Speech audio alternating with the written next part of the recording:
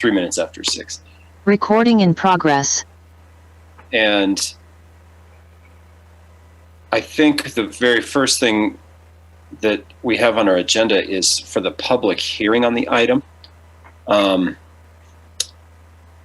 so we're going to need the city clerk to do that. But I do want to just check because I know we have council members that frequently do this, and I'm going to.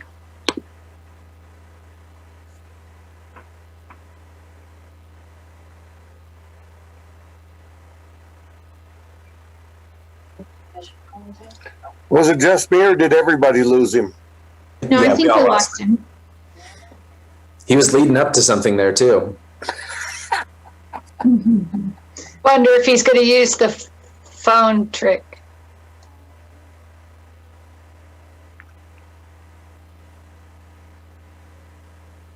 If we could only read his mind and know what he was leading up to.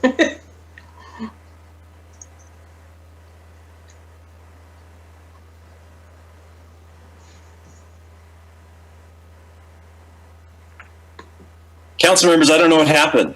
I just left the Zoom world. I apologize. Maybe my Zoom temporarily crashed. I was just going to say, do you want to have a Pledge of Allegiance at the beginning of the meeting? Okay, and I see some heads nodding. That's all. Just that we sometimes we have special meetings. We don't have that included, and then we have folks say, oh, we should have a Pledge of Allegiance, which is fine. And I don't think we need to start adding that. We just need to remember to do it at the opening of a meeting, and that's fine.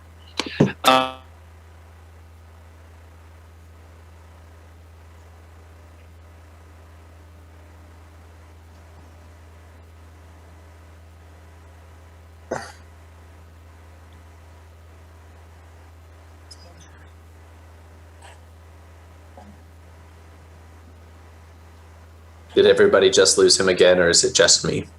We did. Nope, we all lost him. Would you like to start it, Brian?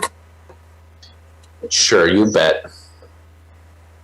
I pledge allegiance to the flag of the United States of America, and to the republic, which it stands, one nation, under God, indivisible, liberty and justice for all. Justice for all.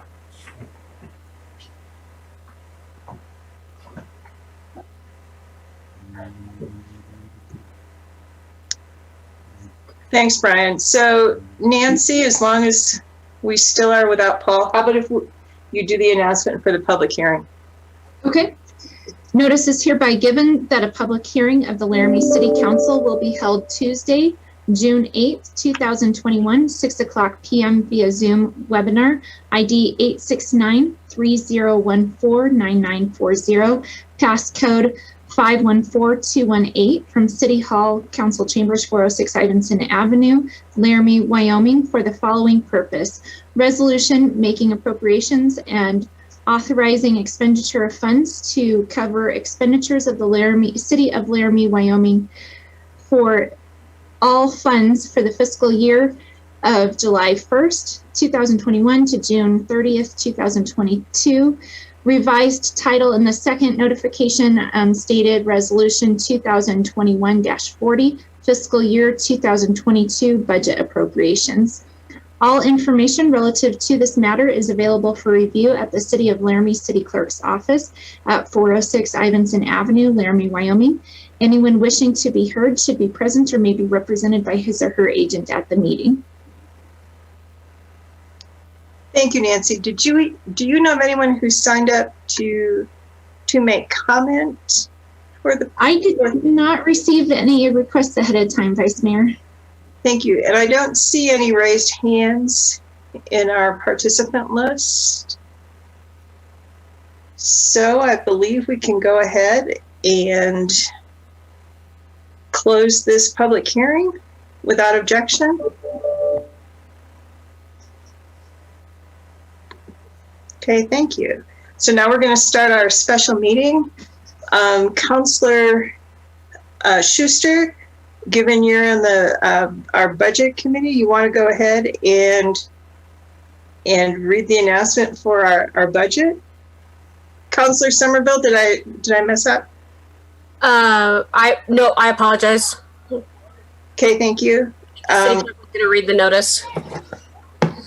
Okay, Counselor Schuster, are you ready to go with this? I have brought the agenda up. Vice Mayor. I will read it here in just a second. I'm going to click on it. Something to say. Vice Mayor, we need to do the announcement of the special meeting. I get it. All right. Sorry, my fault. Probably roll call too. Yeah, so let's do call to order and let's do roll call. Sorry. You're okay. Can be. Here. Gabriel. Here. Harrington. Here. O'Doherty. Here. Schuster. Here. Stelter. Absent. Somerville. Here. Pierce. Here. Weaver. Absent. So that's 7 present and 2 absent, Your Honor. Thank you. So let's go ahead and see if we have any public comments on non-agenda items. I'm looking for hands raised.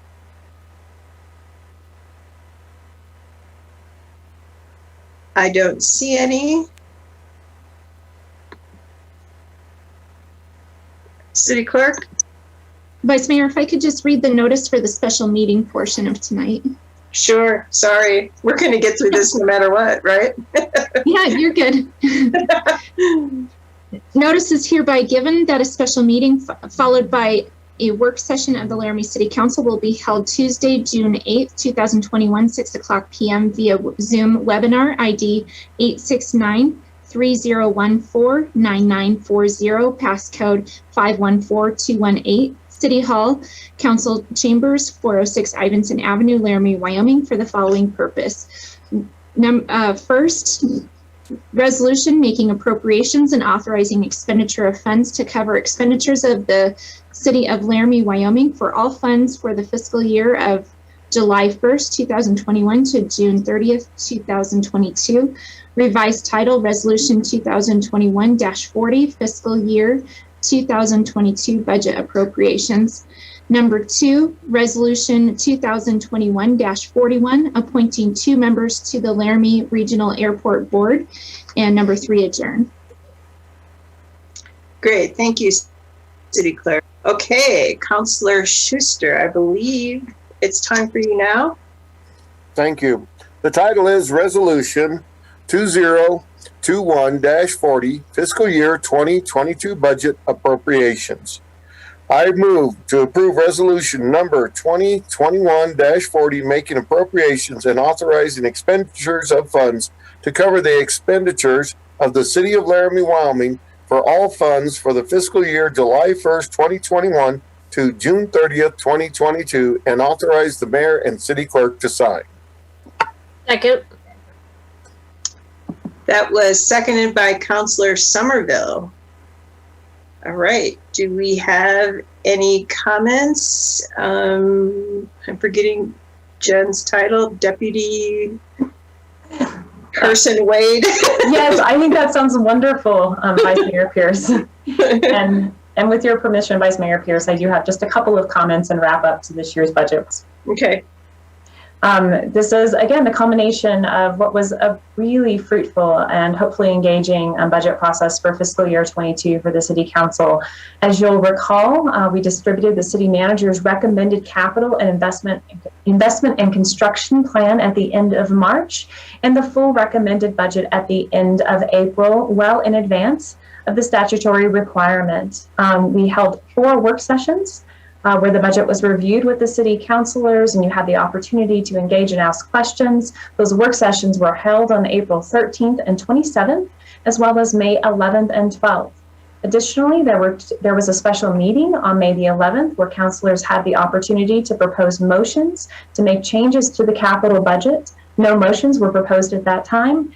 And at the regular council meeting on May 18th, councilors had the opportunity to make motions to change the recommended operating budget. Councilor Somerville proposed a couple of motions and the council approved them.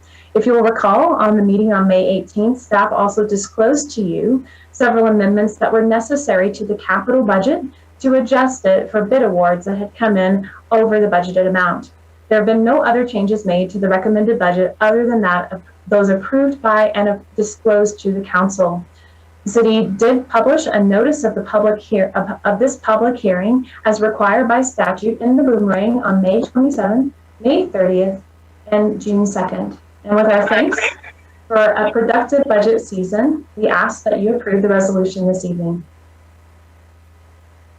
Thank you. So, any comments from council?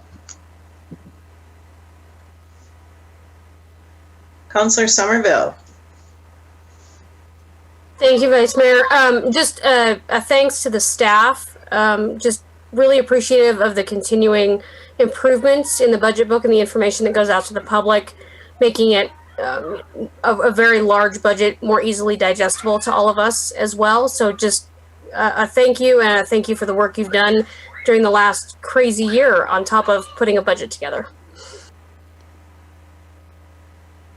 Vice Mayor. Vice Mayor, thank you from all of us. Yeah. Great. We've got the mayor back, so I think we're good to go. Thank you, Vice Mayor and members of the council. I restarted my computer, and hopefully that's got the Zoom bugs fixed. I want to just provide a ditto for Councilor Somerville's comments. I think we all feel that way, and we've expressed it a couple of times, and I don't think it can be said enough for the reasons that she articulated. It's not a normal time, and it still is not a normal time, and it won't be for a little while. And on that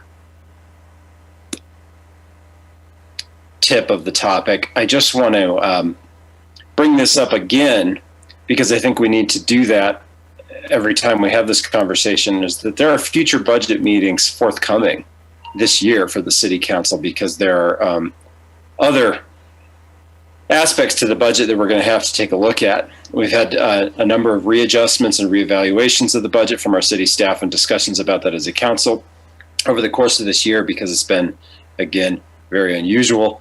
And we will be assessing some new budget priorities in the near future as a result of federal dollars that have been allocated to help cities and towns at this particular time. So I think that's always worth bringing up when we talk about the budget this year, because it's not over. The main course, I guess, is, as we've gone through all the different department budgets, and we've heard from heads of the departments and our finance staff, our chief operating officer, our deputy, and our city manager on all of these things, but we're going to revisit it again. And I guess I would just ask for some sort of estimate. I know that we've been told a couple of times, but when that next series of budget meetings might be happening, and that's for anybody that wants to weigh in on that. City Manager, I see you turned on your screen, so I'll go to you. Thank you, Mayor. So I did learn either Thursday or Friday of last week that the special session of the legislature will not proceed with respect to the American Recovery Plan funds. So with having only learned that a few days ago, I think we're kind of regrouping and thinking about how we'll approach that with council this summer. So I think where I'm leading to is I do not have a definitive answer for you right now, but something that myself and our chief operating officer and our deputy director will discuss and get more information to you in coming days. Thank you, City Manager. And I guess my follow-up question there would be, the state legislature had originally had some discussions, as you mentioned, about having a special session this year. They've opted not to do that, and the media coverage provided the governor and the legislative leadership's reasons for that. And I read through some of that. I don't know that I agree with all of them, but I certainly understand them. But I'm curious how that impacts the direct allocations made by Congress for cities and towns. My understanding, although it could be incorrect, is that some municipalities have received those dollars already. I think I had in a conversation.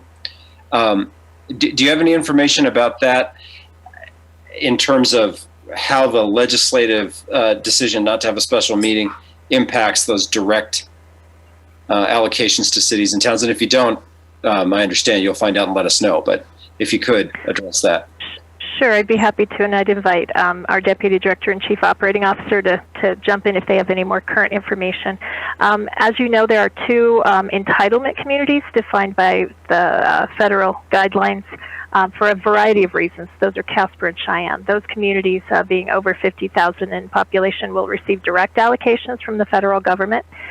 For all of the other 97 cities in Wyoming, including Laramie, we expect that those funds will be dispersed as a pass-through measure through the state of Wyoming. To your question directly, Mayor, I don't foresee any change in that pass-through coming to the cities. But I would note for the council, if you read the governor's press release from last week, issued jointly by the governor and the Senate president and the Speaker of the House, it was notable to me, I think in the second to last paragraph, some discussion about what appears to be a likelihood that school districts, but for our purposes, cities, may have direct distributions of state monies adjusted next year in recognition of federal money coming to the cities. So that's something candidly that Malia and Jennifer and I haven't even had a chance to discuss yet, but I think that I took that last paragraph as a nod going out to cities and school districts to be mindful of that and know that the state may reduce their allocation to us in the direct distribution, measure it with what monies we receive from ARP and the feds. Thank you, City Manager.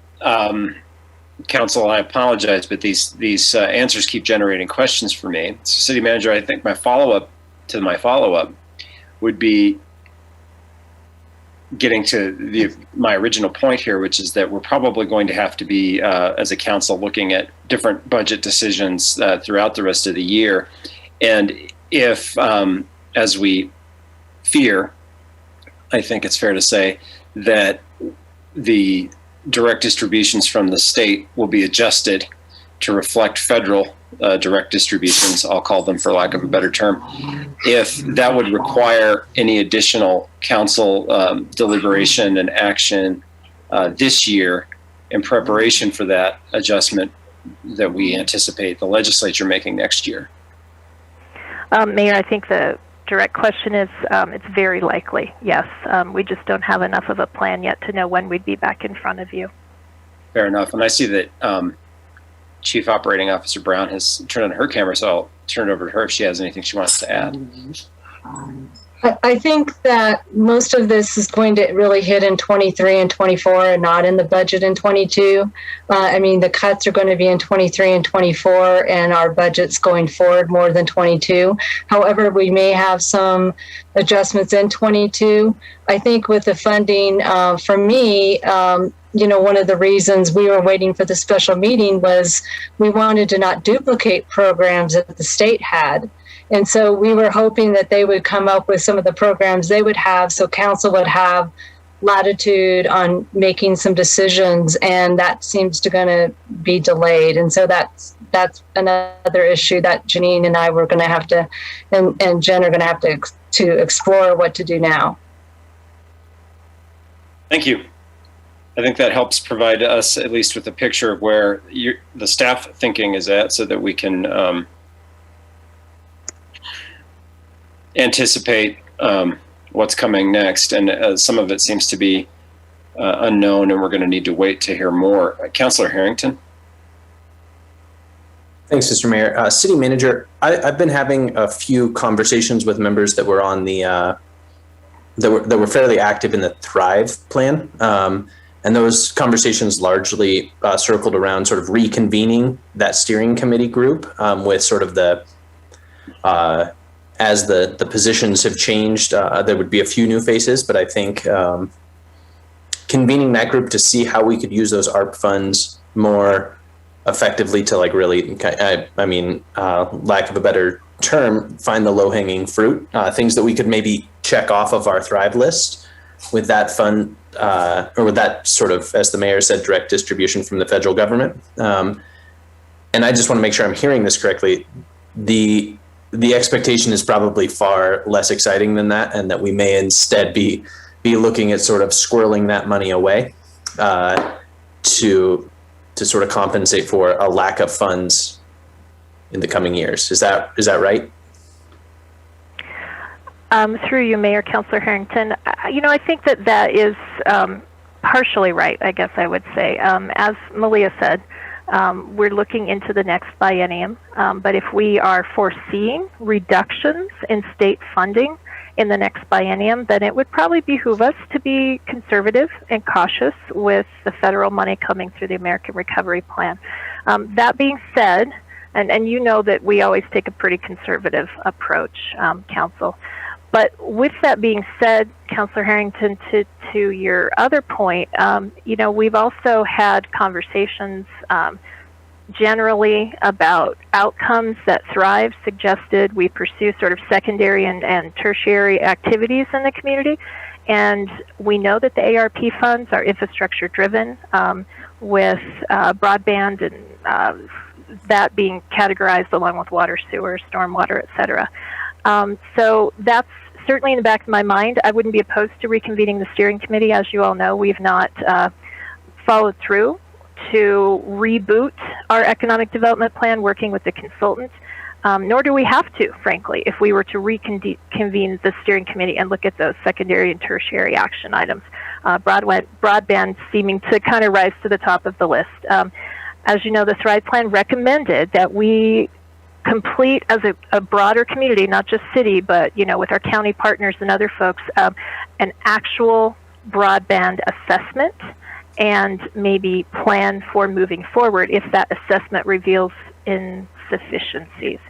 So that's heavy on my mind. The question will be, I think, Councilor Harrington, how much that looks in terms of cost, and whether we do that this year, start a process like that this year, or if it's too high dollar, we want to wait and kind of see what the next biennium brings as far as maybe reductions in direct distribution from the state. So I know that was a kind of circular answer, but I'm just trying to kind of share with you things that are in my mind. I'll also mention for your council, we have a significant need in our sanitary sewer system for infrastructure monies. So that's also something that's weighing heavily on myself as well as Malia and Jen. And we thought the ARP funds might be particularly well suited to support that infrastructure system among the three that exist currently. Councilor Harrington, do you have any follow-up there?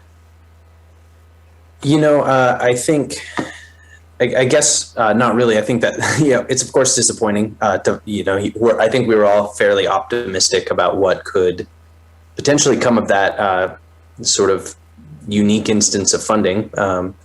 But as with everything, there is sort of the scale balances somehow. So thank you, City Manager. I suppose that's all I had. Thanks, Mr. Mayor. Sure. Council, to me, what I think would be the prudent approach, for what it's worth to any of you, and I say this by way of generating any further discussion, or if there isn't any, we can close it out. But based on the environment that we're well aware of in the state government, I think the prudent approach would be to assume that there will be a balancing out of dollars between a federal allocation for cities and towns and a state allocation moving forward. What's unfortunate about that to me is it seems to contravene the purpose of that federal allocation.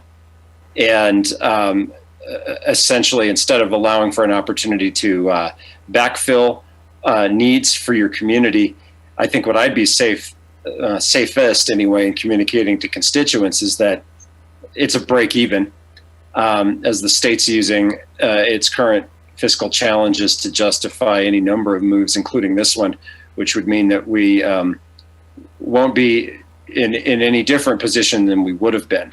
I would be surprised if the outcome is any different than that. I know the staff will follow that and will bring forward budget proposals accordingly, but it's very disappointing to me because it seems like an effort on the part of our state leadership to contravene the original intent and purpose of those dollars. And that's not really something that, in my view, as a local elected official, I'm celebrating. I think it's unfortunate, but I also think it's probably something to count on until you hear otherwise. And that's what I'll be communicating to constituents. And and other stakeholders, because I think it's the most likely outcome. Any other discussion on this or the current budget, which is, I suppose, what we should be focusing conversation on. However, I think it is related directly to the current budget, so I don't see any hands popping up.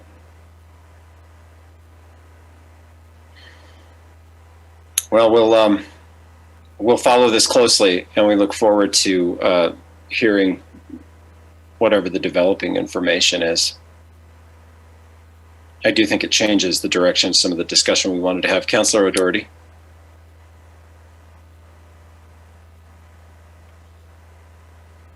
Can you hear me? Yes. Okay. I was just thinking if Councillor Stalder is on her way, I would like her to be here. So I was just checking on her status. She had mentioned, Mayor, that she would be late, but didn't mention what time she would be arriving. Okay. And I know that we have some staff folks that have a limited amount of time to join us this evening, and so we need to keep going, but I share those sentiments as well. It's always better for the discussion to be as inclusive as possible. All right. So is there any other discussion surrounding the budget resolution? I will move, if there isn't, I'll move to public comment and invite members of the public to provide us with any of their views on this topic. I'm looking for hands up from participants through the Zoom.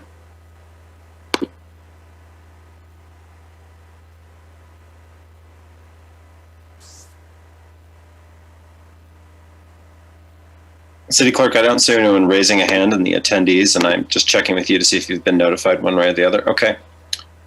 All right. No public comment. Council, back to you for final thoughts, if you have any.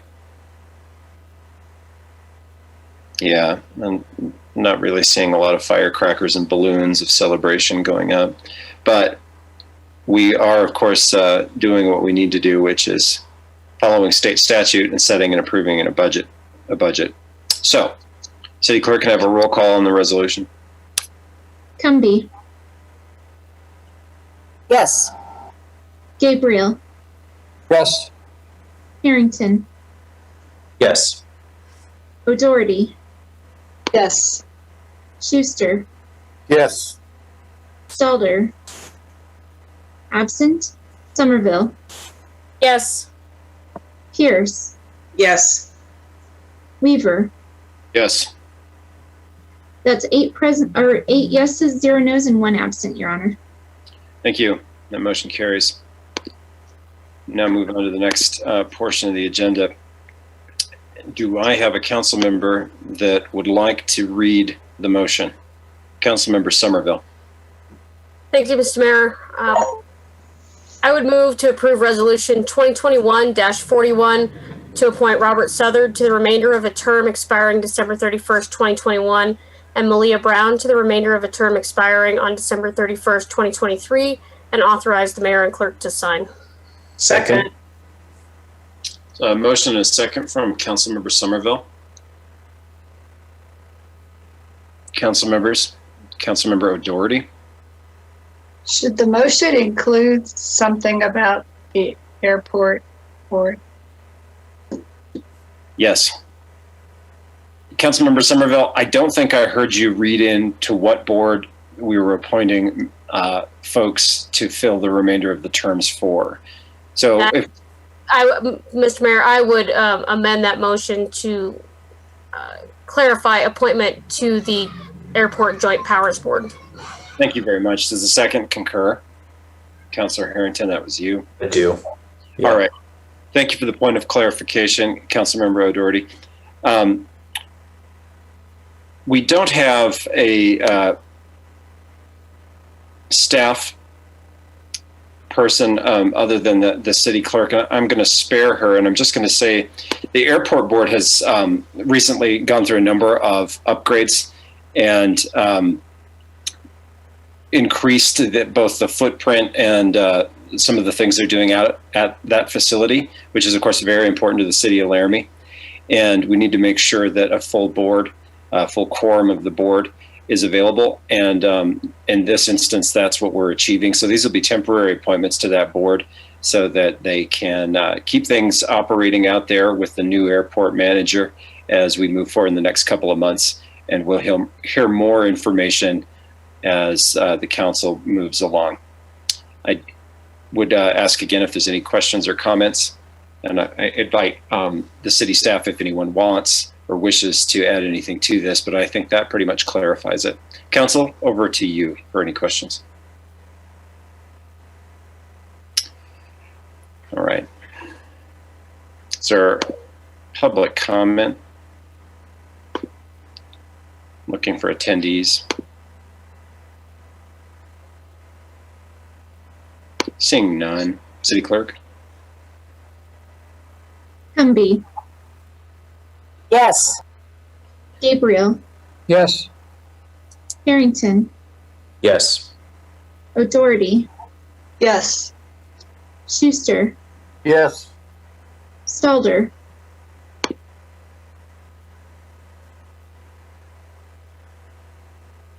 I know she just joined. Stalder,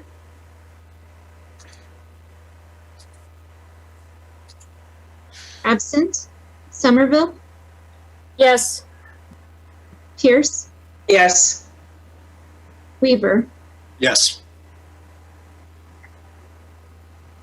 That's 8 yeses, 0 nos, and 1 absent, Your Honor. That motion carries. Thank you very much. Council, at this time, we have no further agenda items for the special meeting of the City Council, so I'm going to call on Councilmember Schuster for the motion.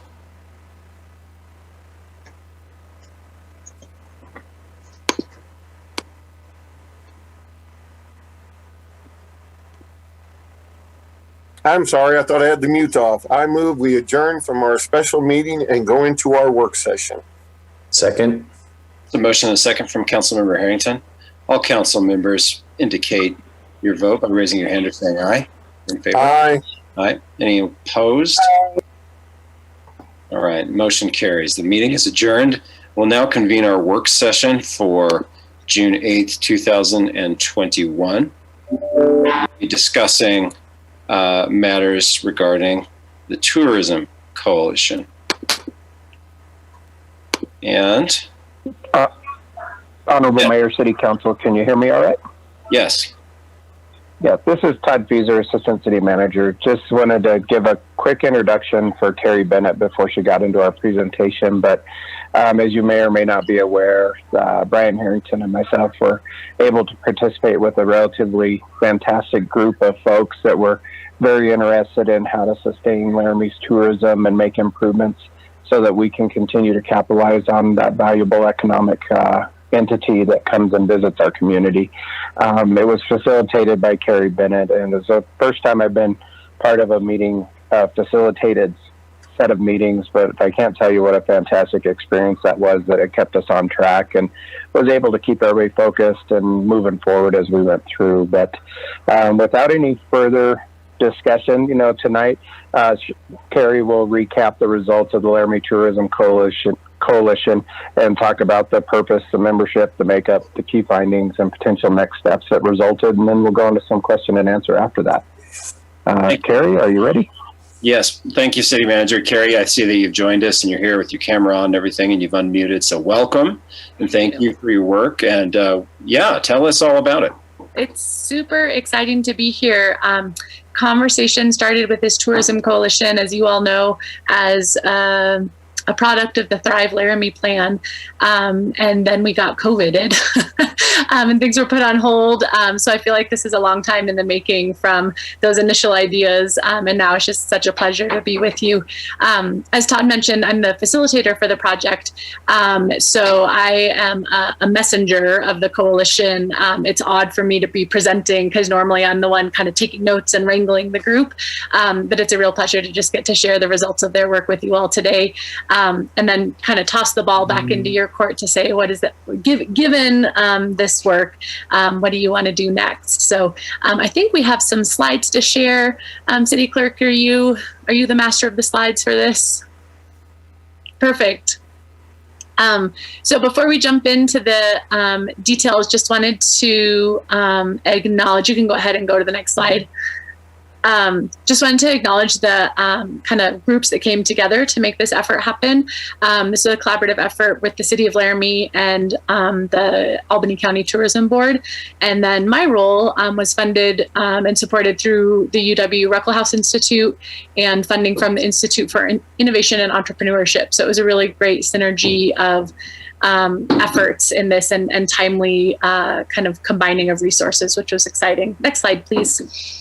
Our conveners for the effort, you can see, are pictured here. Scott, Brian, and Todd were all champions of the effort. And a lot of this work was initially wrangled with Sarah Reese before she left the city, and then made a beautiful handoff to Todd. So just wanted to acknowledge their role in convening this. And they were part of the planning groups behind the scenes and setting the agenda and making sure we had the right people in the room and all of that. So just wanted to acknowledge those roles. Next slide, please. And then we had some logistical support behind the scenes. Kit joined us from the Ruckelshaus Institute. I was our facilitator. And then we had a fabulous student from UW that was a note taker and kind of other logistical process support. So just wanted to acknowledge her contribution. This is a big job, and it was so lovely to have us have help. So just wanted to acknowledge that. Let's jump into the next slide.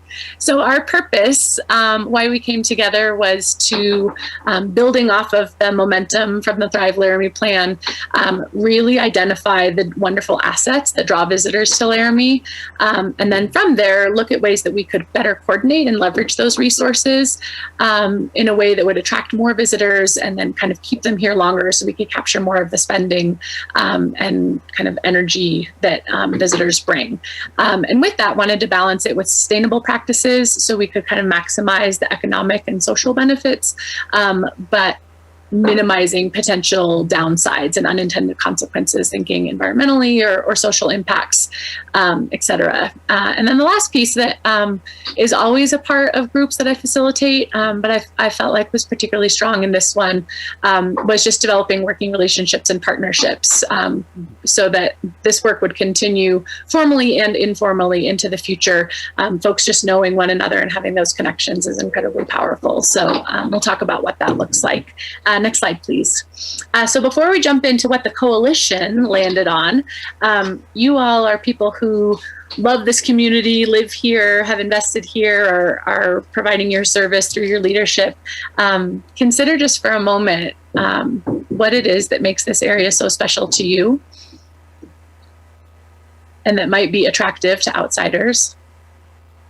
Acknowledgement for some of you, it's that it's small and there's not a lot of outsiders. We'll talk about that and the tensions that we navigated with that. Some of it's that it is small and we're undiscovered in certain ways. And then think about, if it were up to you, what clever ideas do you have for how we might better promote and protect what makes this area so special, knowing that we want to bring more folks here but not love it to death, if you will. And then that third piece, just think about, if you could wave your magic wand, what would you do that we could get more of the right folks to come, stay a little longer, spend a little more of their money here, and contribute to our economy and our community in that way? Just take a second to ponder. So we brought together this group of, it ended up being about 40 people. And if you look in your packet, the last 2 pages are a list of the folks who participated. And we tried to pull people from across Laramie's visitor assets. So a lot of that was focused on outdoor recreation.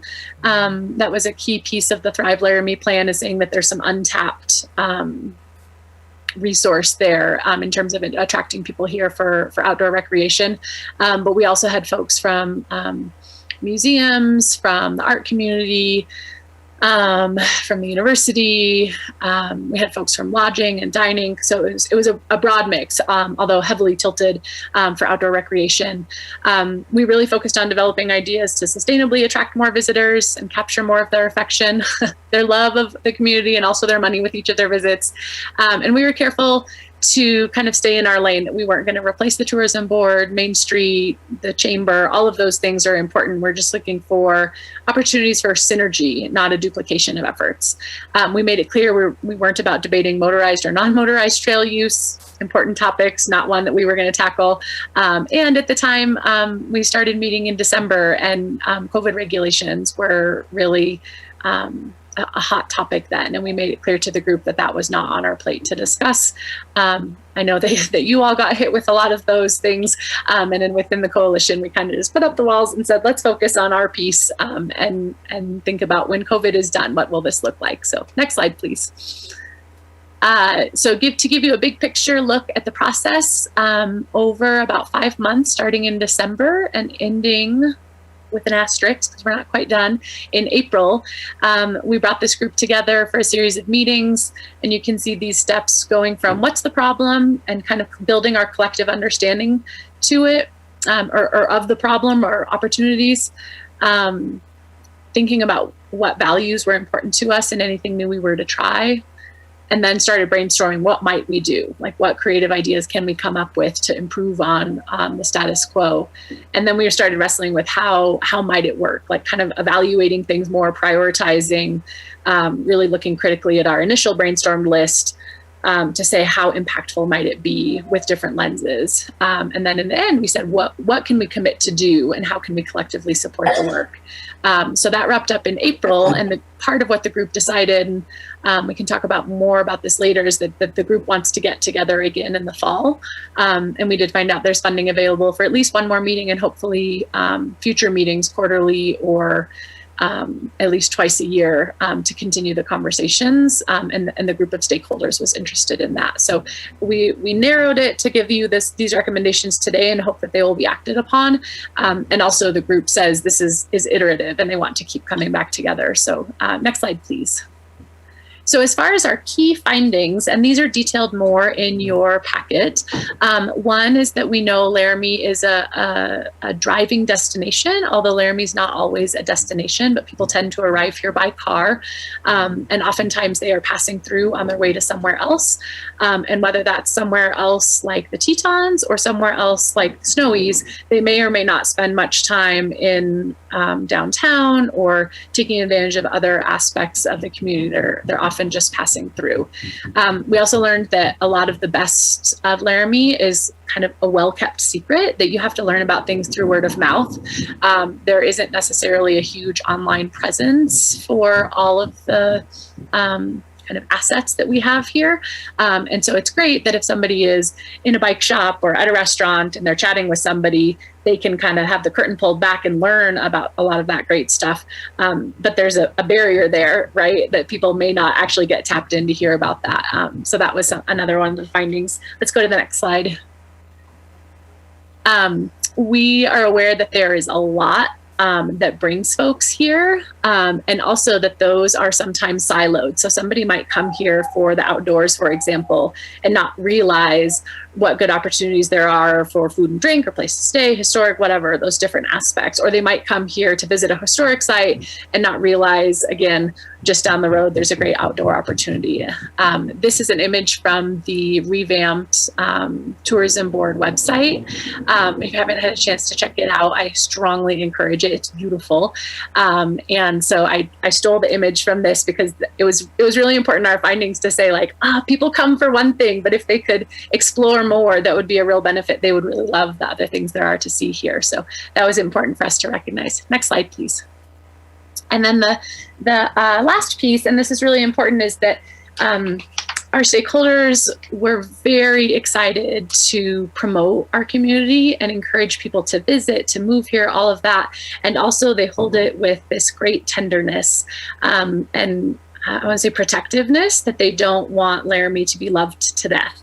And so they talked about preserving wildlife habitat, preserving the plants and animals and trails. And I heard a couple times, we don't want to be like Fort Collins. We don't want to be like Colorado, where, trailheads are so jam-packed and you can never get a camping site. And, parking downtown is already so hard. And so anyway, there was an element of this that said, yes, let's bring people, but let's be thoughtful about how we do that so we don't love this community to death. And including our outdoor resources and thinking about that. So that was a key value for the group. Next slide, please.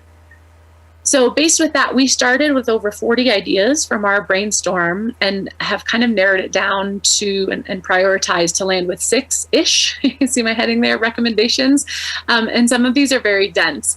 Before I go into the details, I wanted to acknowledge with the expertise of the group, they were aware of things that were already in the works. So for example, a lot of ideas around online marketing and promotion were already in the works with the revamped website and things that the tourism board is already doing.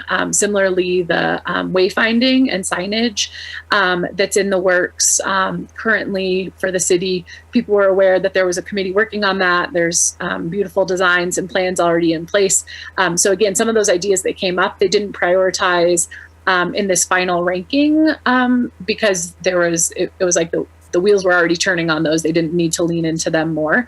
So these are all things that they said, if you're going to do something new, prioritize these top ideas. So the first one there is entryway beautification. There's this awareness that Laramie doesn't make a very good first impression. When you think about exiting off the interstate or 287, you kind of look around and like, oh, this doesn't look as charming as I thought it could.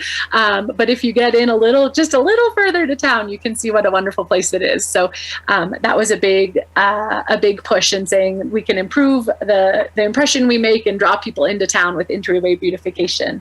The second one, and this is a really dense recommendation, is about visitor education.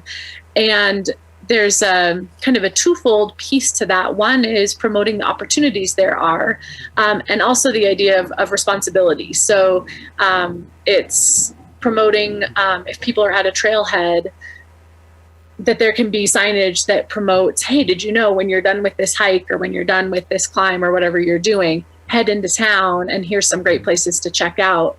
And also, here's how you can recreate responsibly. Here's how you can do it like a Laramie would and be a good steward of our outdoor spaces. So kind of a twofold message delivered in different ways. So we talked about having durable signage in places that people will see, whether that's at trailheads or in town. The second idea around this was having an ambassador program and kind of recruiting and training folks to serve as ambassadors. We talked about people at bike shops or restaurants who are interacting with the public already and helping with that word of mouth, giving them extra skills and training them to really be ambassadors for the city and for the county can really help. And then the last idea is thinking about user group enforcement and thinking about how we can kind of take ownership. And this is especially as outdoor recreationists. If you're a biker or a climber or a four-wheeler or whatever your mode of outdoor recreation is, how we can kind of bring people together so they can educate and enforce within their own user groups, good ethics for trail use, et cetera. So that was the last piece for education. Idea number 3 was exciting and what we spent a lot of time in our very last meeting, thinking about how we can support events that are already bringing people to town, but giving them more tools for cross promotion and creating package deals. Right now, it's pretty inefficient where event organizers are trying to get sponsorship and coordinating things. And each event organizer is doing that singularly. It's inefficient for event organizers and it's inefficient for business owners who are constantly getting hit up with ideas or opportunities for sponsorship. So with a little more coordination, we think that could be more efficient and more impactful and bring a better benefit, both for the event participants, event organizers, and also for our local businesses. Then the last 3, number 4, there's improving access to downtown. We talked about people coming in campers or RVs and how downtown can be tricky for parking. So we talked about shuttle services or parking opportunities as a way to bring folks who are maybe staying outside of town or just kind of on the outskirts, but it's tricky for them to access downtown. So thinking about ways we might do that. Number 5 there is thinking about enhancing resources. This is essentially making investments in some of our infrastructure and further developing assets.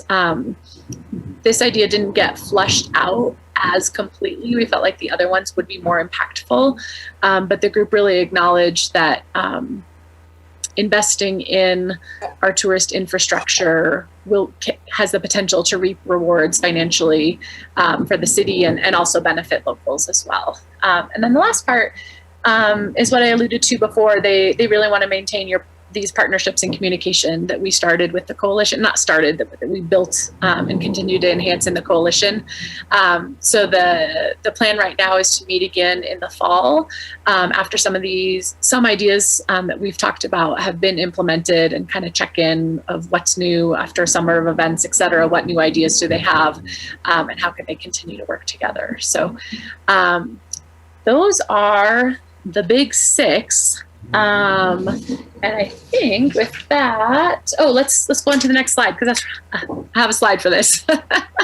The next steps for the coalition, they agreed they wanted to support the revision of polishing the Visit Laramie website. So that got rolled out in April, I think kind of a soft launch of that. And there's just, it's fabulous, and there's just ways that we can continue to improve on it. So coalition members are already playing an active role in that. The tourism board has a Recreate Responsibly campaign that they are piloting this summer. So they'll use that as kind of a pilot project to thinking about future visitor education efforts, and based on what works from that effort this summer, they might do going into future seasons. Number 3, they're sharing recommendations with decision makers. Voila, we're sharing, and kind of toss it to you to say, now what do you think? How can we continue to support the work? And then the last thing, like I mentioned, they're going to reconvene this fall to reflect on the progress. So that's where the coalition left things. But it's fun to now get to toss it to you and say, having heard these insights and these recommendations, what role can the city play in supporting? What would you add to it? What can you act on? What excites you? But they're happy to toss it your way now. That's all I have. Thank you. That's some good information, and we definitely appreciate the presentation. Councilmember Harrington. Thank you, Mr. Mayor. I just wanted to thank Carrie. Again, I would echo Todd's comments earlier, and I'm sure Scott would say exactly the same thing. And then a couple notes. I think the first is, while a lot of the Thrive Plan was sort of paused through COVID, this group met through the whole thing and really kept the Thrive Plan moving forward. And I think, as you can see through the process that Carrie just outlined, you can really see kind of the framework of the Thrive Plan and why I think it's such a valuable asset to our community to have that plan. It brought together 40-ish people that are experts to bring decisions or to bring recommendations for us. That's one piece of it. I think the second piece is as you see that list of things, it starts to feel like, well, who's going to do all this work? A significant amount of that work will be done by the members of the coalition, specifically Scott Larson over at the tourism board. He picked up I think he was probably towards the end starting to dread the meetings coming, because he knew it was 5 more things to do after this.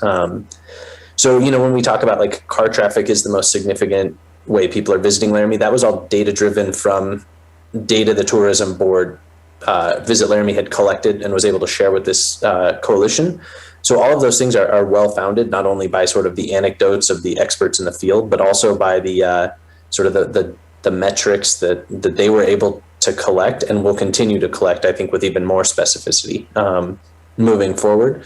But, I think one piece I wanted to add is, Carrie, you mentioned that we would have the packet or the sort of more dense version of the recommendations in our packet, and it isn't there, City Clerk. So I was wondering if you have access to that. And if not, I can send it around to council and make sure you all have it. And then if you have questions, I really would encourage you all to give it a good read. There is some really pretty well thought out recommendations for us in there. I'm happy to chat with any of you about it as you get into that document. There's, I think, some pretty exciting things that we could do that take into account sort of the conversation we had during the special meeting just before this, tight budgets, things like that. all of that was considered. So I think there are some really achievable things in here. So thanks, Mr. Mayor. Thank you, Councilor Harrington. I'm going to go to Councilor Gabriel, but first the city clerk. Mayor, just to answer Councilor Harrington's question, I do not have that, but if you could forward that to me, I would be happy to add that to the packet as well. I can do that. Thank you, City Clerk. Thank you. Okay. Sometimes when we're dealing with several documents, some of them don't make it onto the email. That's all right. Let's just get that and then get it out. And as you heard, council members, feel free to follow up. And there's going to be future meetings here too. Todd, did you want to add something before I go to Councilor Gabriel? Yeah, Honorable Mayor, there's a few things, when you look at some of the lists that are important for council to know is the very first thing, entryway beautification. We've got some things that are happening. I'm sure you all know that YDOT is rebuilding the Curtis Street Bridge, and it'll be a little bit more attractive than it has been. We are also working towards seeing some improvements along North 3rd and South 3rd with some building changes that are coming up to code that are going to be much more beautiful than they have been in the past. And we did pass in the last six penny, there was $1 million towards entryway beautification that we've got to work with council and make some decisions on what we can do to make that happen. And then under the second level was the durable signage. And to me, that screams wayfinding, which myself and Derek have been working on. And we did recently approve some changes to the brown signs that I think help get people to the historic downtown district and the Laramie Plains Museum a little bit better off the interstate, which are called their attraction signs. But we do have a full wayfinding plan sign that we're trying to get implemented. And I believe it was approved in the budget tonight for $75,000 to go towards wayfinding. So we do have some stuff from the city's end that are all leading towards improving that visitor experience. And you also may be aware that Visit Laramie has moved to the old LCBD site. And that actually lends itself much better for RV access, at least in that area for a short period of time. So I think that's that's an exciting move in my mind, and I'm glad to see them go there. I'll certainly step aside so council can ask questions. Appreciate that, City Manager. Councilor Gabriel, thank you for waiting. It wasn't my intention to have you wait that long, but I do appreciate those other comments. But it's over to you. Thank you for waiting. Good. Thanks, Mayor. Todd answered that beautification question I was curious about, because I've been on council and county commission for so many years, and we always hear about that, especially 287 entryway into Laramie. And I know with the new Maverick convenience store, I think that's going to upgrade that area on South 3rd, somewhat anyway. Carrie, thank you for your presentation. I'm a liaison to the tourism board, and I just wanted to give a shout out to Scott at the tourism board and his staff for the beautiful Visit Laramie website that rolled out in April. And I think it was very well put together. A lot of thought went into it. And I was just curious, from your standpoint, do you have anything further to add about beautification? Todd said quite a bit, but from your standpoint, and I was just curious if you had anything further you wanted to talk about on the entryway beautifications. Was that a question to me? Yes. Yeah. So the group didn't get into the specifics of what they necessarily wanted to look like. We did talk about some ideas that have been floated, and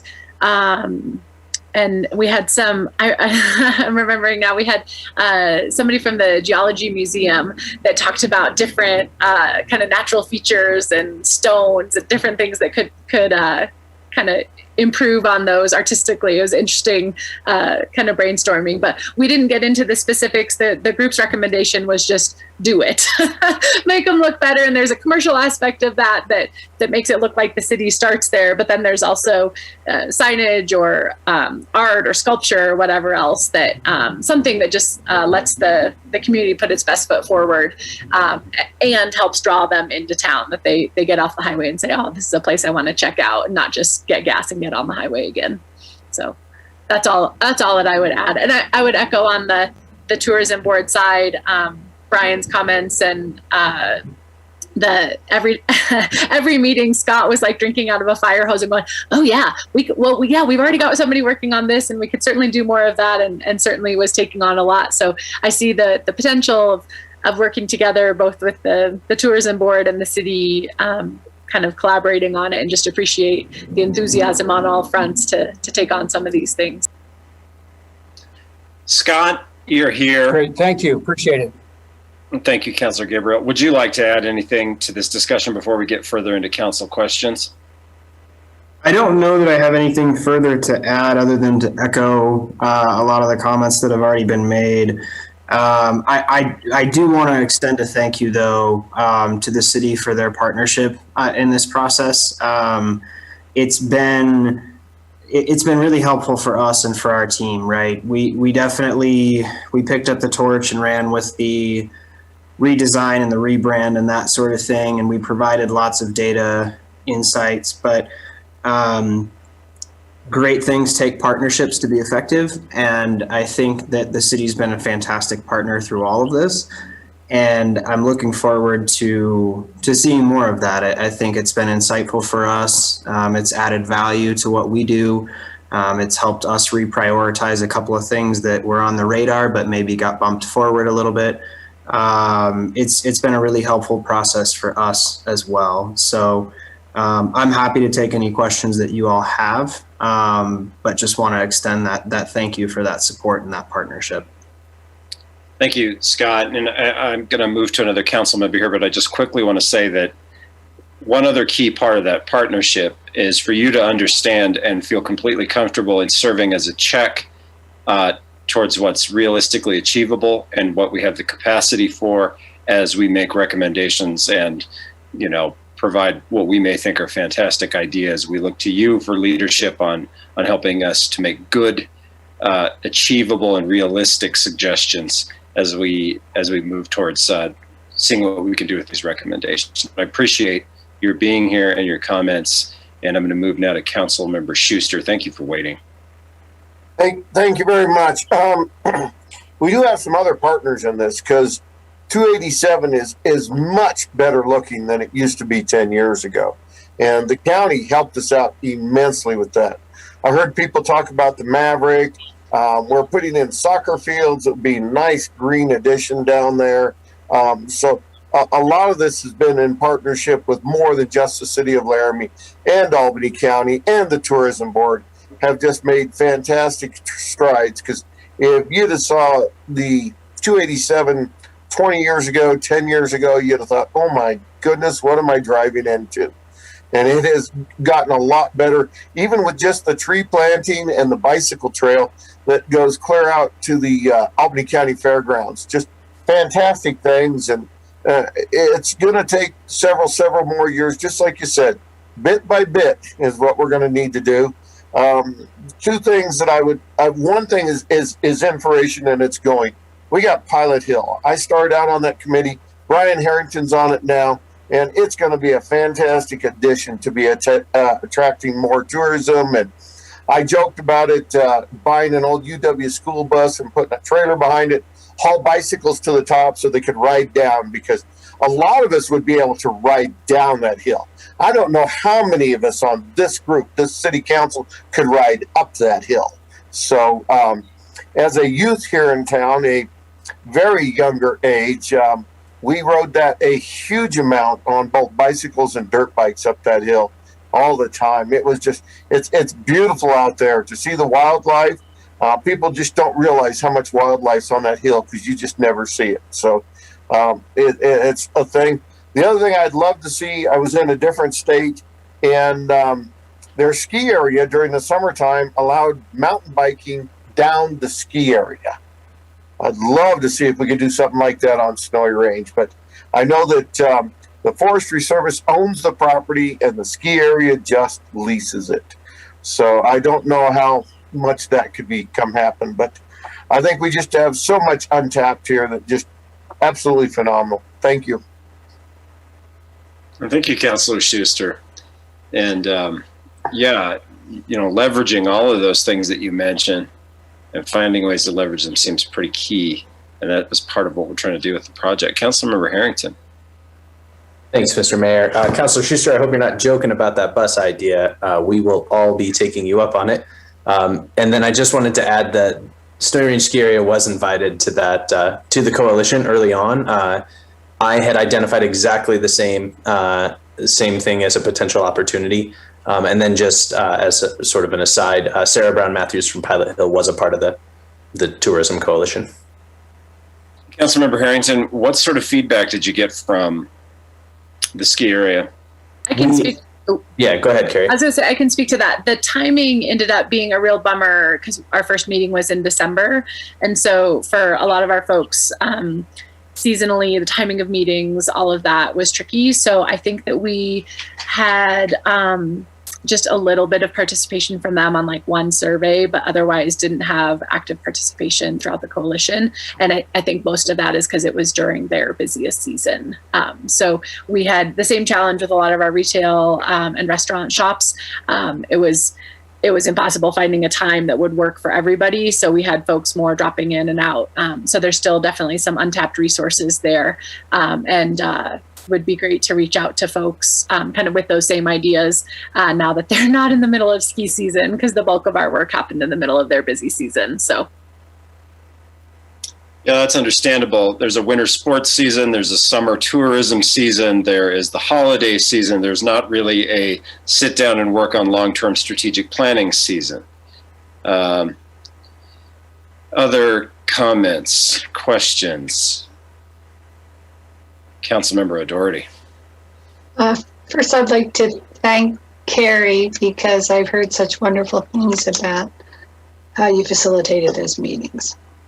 I have to hear myself in the headphones, so I'll figure this out. So I hope that we can cross promote our recreation center with the camping up at Vedaboo and the trail use, because when visitors come to the rec center, they remark to me how really wonderful it is. And I think the elephant in the room as far as entry is the big World War II building on the south end of town. I don't know how we beautify that except for plant some big trees in front of it. And I hope we don't put trees that block our views of the mountains, because to me that's what makes Laramie so, is our views of the sky, the mountains on both sides, and our amazing sunsets. So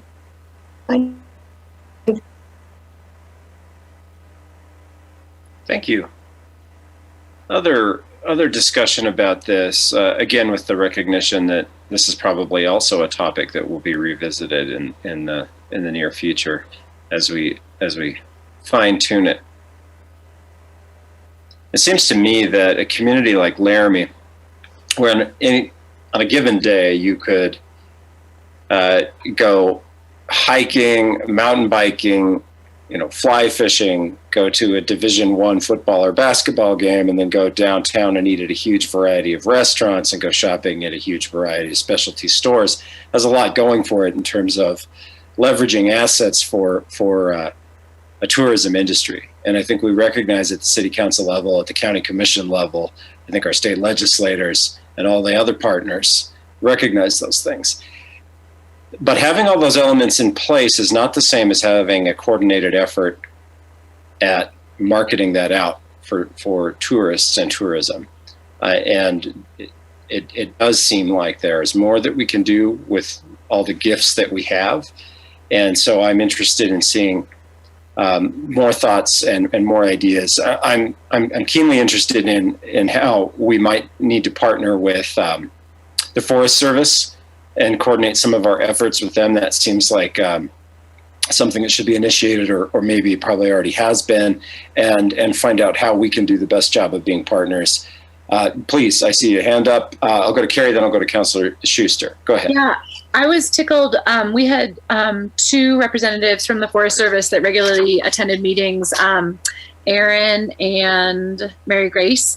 Aaron Boos, I think that's how you say it. I need to meet these people in person so they can fix me on their names. And Mary Grace Bedwell, they were both very active and really encouraging, like very clear about things that they can't do, but then also very encouraging of like, yeah, we can do this or we can do this. And the Forest Service itself has some good initiatives for how communities with close access to Forest Service land can use that to leverage kind of economic development in their communities. And so Mary Grace brought some of those resources to the group.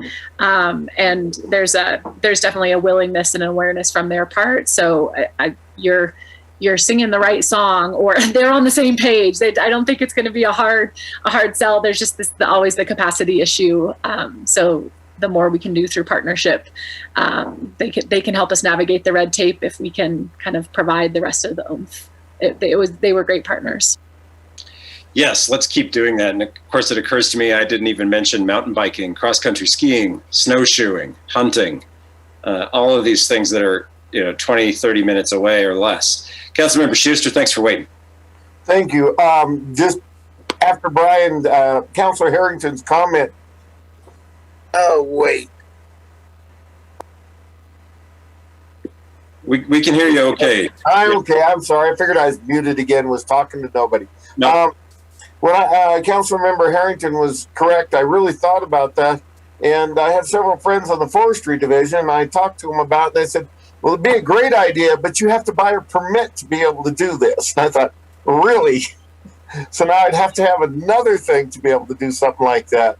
But I've talked to several friends, and we have organized that when the trails are ready, we will take turns, all of us having pickups and stuff like that. And the one thing you talked about, the cross being able to do stuff, every year since I have been here and had the ability to, we will ride snowmobiles in the morning, since the snow stays so long up there, and then come down here and do a motorcycle ride in the afternoon. There's not a whole bunch of places that you can do both in the same day.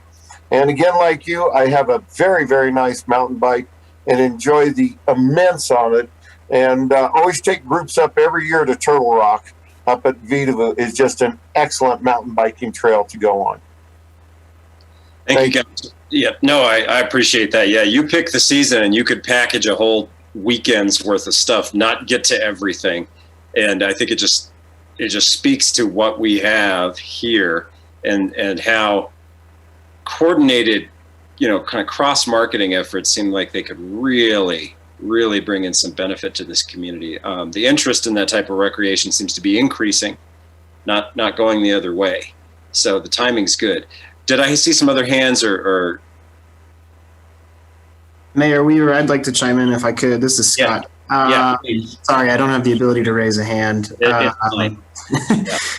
I'd just like to reiterate and emphasize how great the Forest Service has been to work with as well, particularly as we put together this Recreate Responsibly campaign. We feel like that's a pretty we feel like that's a pretty integral partnership in terms of leveraging our outdoor spaces economically while still trying to capture more of that visitor spending. And so they've been fantastic to work with as we work on rolling this out. We've got plans to put stuff at every single trailhead in Albany County, with URLs and QR codes and all kinds of things that'll link you back to more information on how to see the rest of what we have. So they've been fantastic partners to work with, and I completely agree. I think that's a huge opportunity for us to capture more tax revenue as a community, and they've been great to work with so far. Thank you. Yeah, we know that the potential's there, and none of these comments are meant to indicate that we haven't worked hard at trying to do those things already. It just seems like there's growing opportunities, growing interest in some of the types of things that the community has to offer. So we need to focus in on those.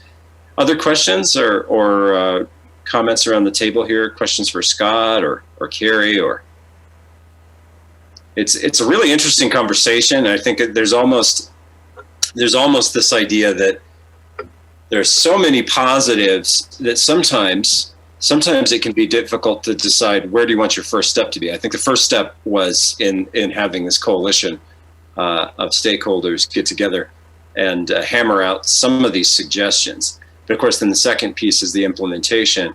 And I would say, again, we're eager to do some of those things, but I think we're also eager to do them in systematic ways that make sense, with steps leading into each other.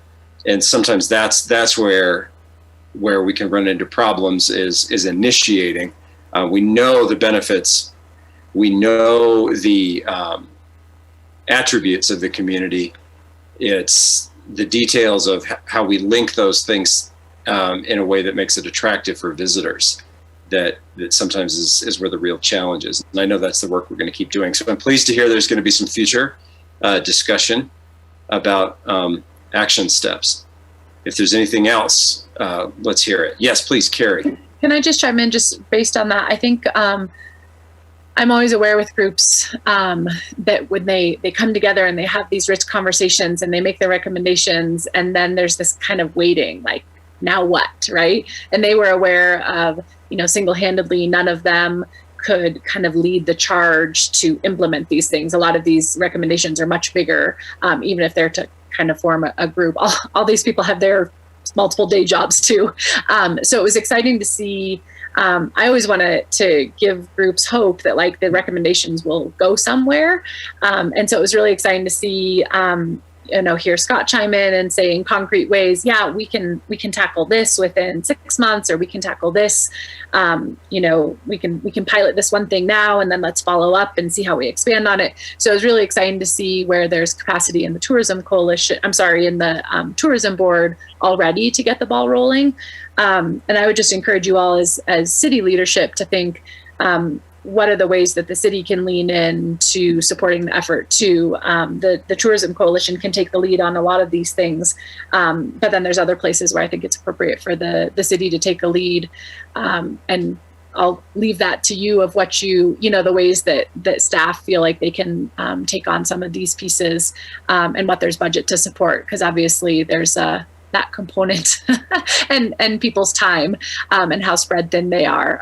But it was very exciting to see where the recommendations were very actionable, and then to see, with a little investment, some of these other balls could get rolling. So that'll be an interesting conversation for you all to have in, helping staff prioritize those next steps. Thank you. It occurs to me now too, that I should ask a question about the county, and I assume that, of course, have access to all these recommendations as well, and a similar presentation, or at least access to the presentation you provided tonight. Carrie, I see you're eager to answer, so go right ahead. Well, I would say I'm going to present to the tourism board in a couple of weeks, but as far, I don't know that I'm on the schedule for the county commissioners yet. I think. I can't remember where we're at with that. I know it's not on my calendar yet. So we'll definitely be communicating with the tourism board, but I don't know if we're on the agenda yet as far as at the county level. I can appreciate that. I imagine you will be at some point. And the reason I bring that up, it's similar to what Councilor Schuster mentioned. The local government effort, it's the city and the county, but the more of those things that we do as a team, and remove barriers to the effort, probably the better.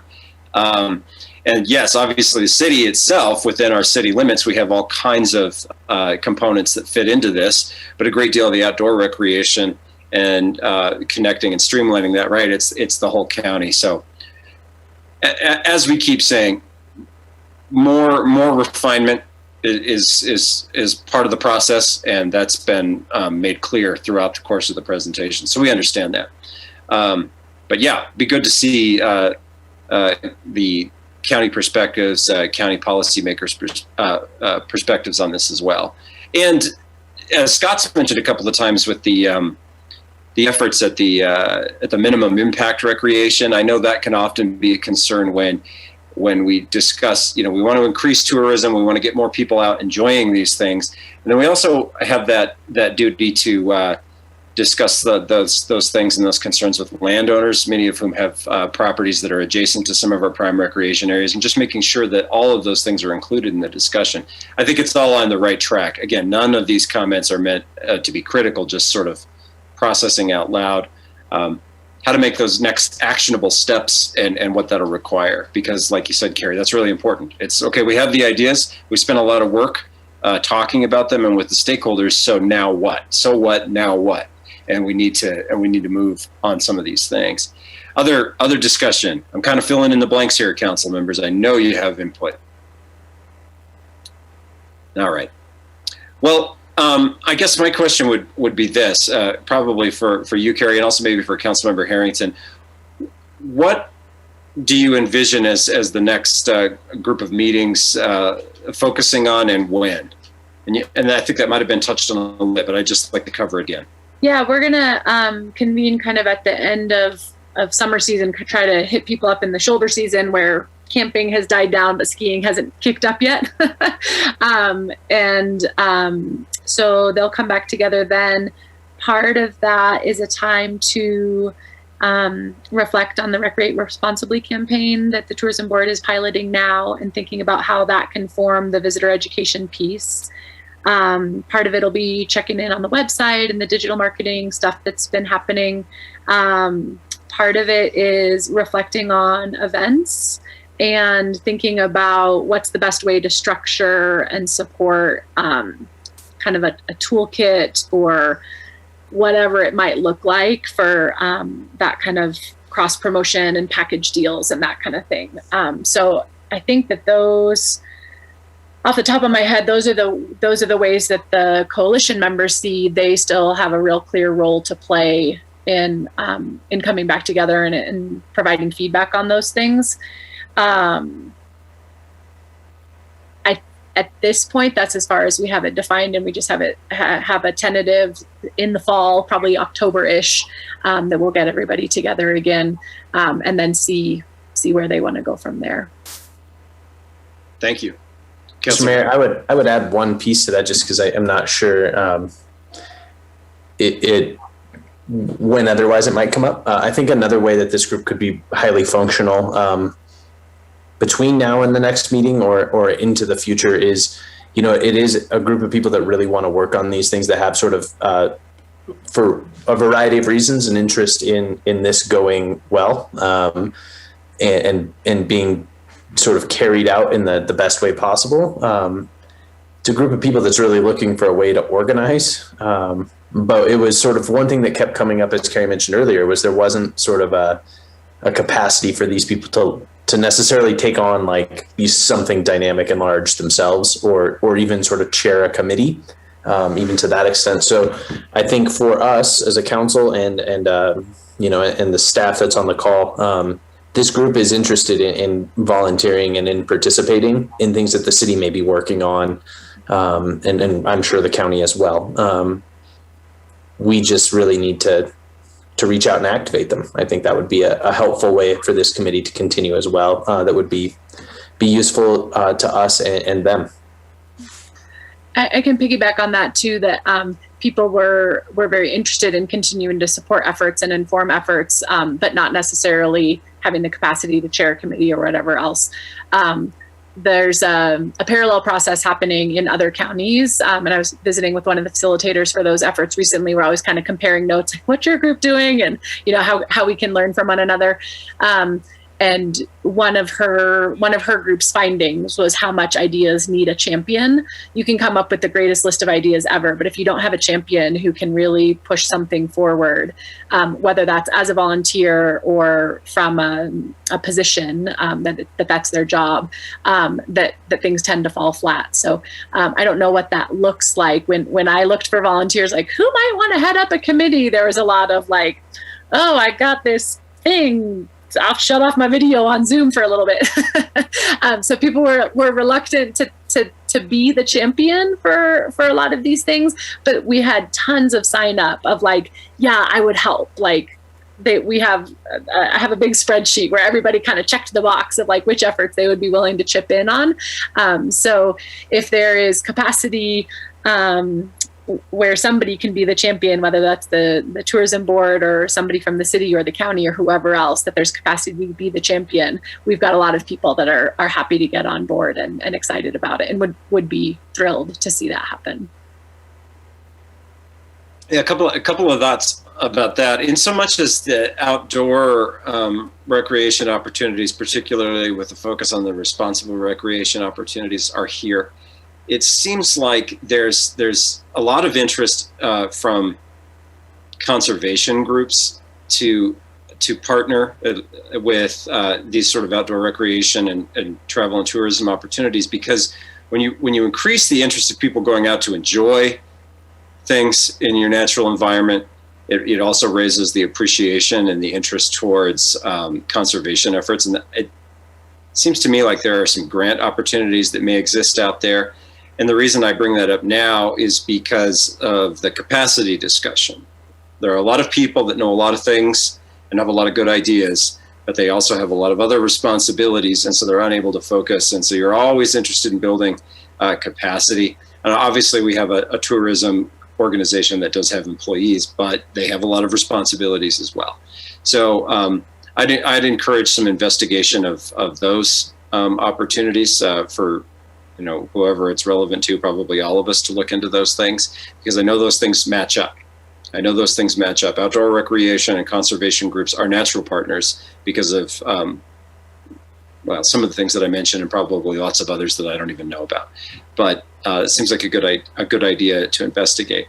I have one final question, but I want to give it over to the council again.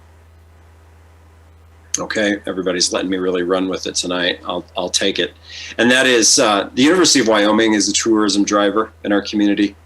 And we touched on a little bit of this in earlier discussion, but of course, there are very popular athletic events and other amenities offered by the university year round. And I would imagine that was a natural part of the discussion, but if we could just cover a little bit of that and about the need probably to coordinate as much as possible, maybe in some new ways to collaborate and coordinate with them as they fit into this picture. Yeah, I can speak a little bit to that. So the university we talked about, and I think the way that Scott and his team talk about it is definitely one of those pillars of what draws people here, those magnets. And so if people are coming here for that, they're coming for a football game, right? That's a big draw that brings a lot of people to town. What's the best way that we make sure that they spend the night and go out to eat? And while you're here, by the way, the leaves are beautiful, or whatever that is. So I think that falls best into that kind of cross promotion idea, or the idea of packaging things like, while you're here, while you're coming for the game, how can we build off of that? Because certainly that's one of those magnets.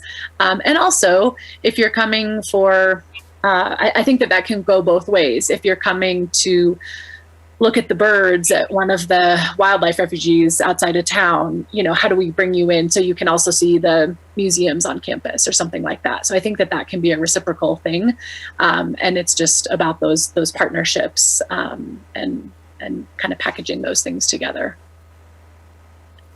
I have a vision too of people wearing like ridiculous hats in the stands.